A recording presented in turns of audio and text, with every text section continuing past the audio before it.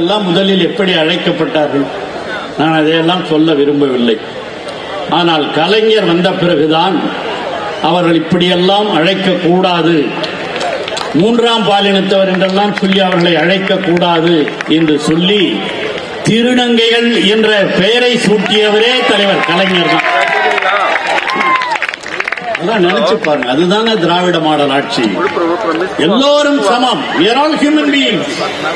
இருக்கிற எல்லாரும் படித்தவர்கள், பண்பாளர்கள், எல்லாம் மனிதர்கள் தான். இதுல ஏற்றத்தாழ்வுகள், வேற்றுமைகள் இருக்கக்கூடாது என்ற உணர்வோடு தான் திருநங்கைகள் என்று அழைத்தார். எல்லாம் முதலில் எப்படி அழைக்கப்பட்டார்கள்? நான் அதையெல்லாம் சொல்ல விரும்பவில்லை.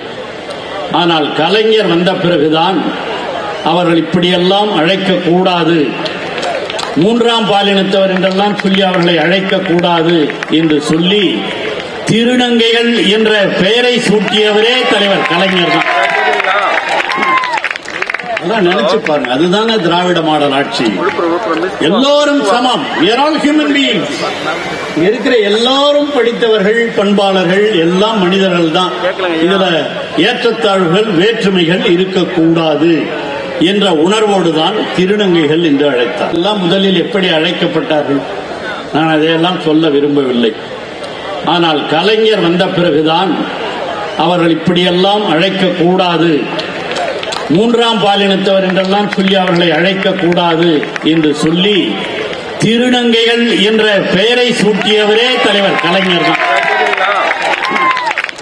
அதான் நினைச்சு பாருங்க, அதுதாங்க திராவிட மாடல் ஆட்சி. எல்லோரும் சமம், ஹியூமன் பீயிங்ஸ். இருக்கிற எல்லாரும் படித்தவர்கள், பண்பாளர்கள், எல்லாம் மனிதர்கள் தான். இதுல ஏற்றத்தாழ்வுகள், வேற்றுமைகள் இருக்கக்கூடாது என்ற உணர்வோடு தான் திருநங்கைகள் என்று அழைத்தார்.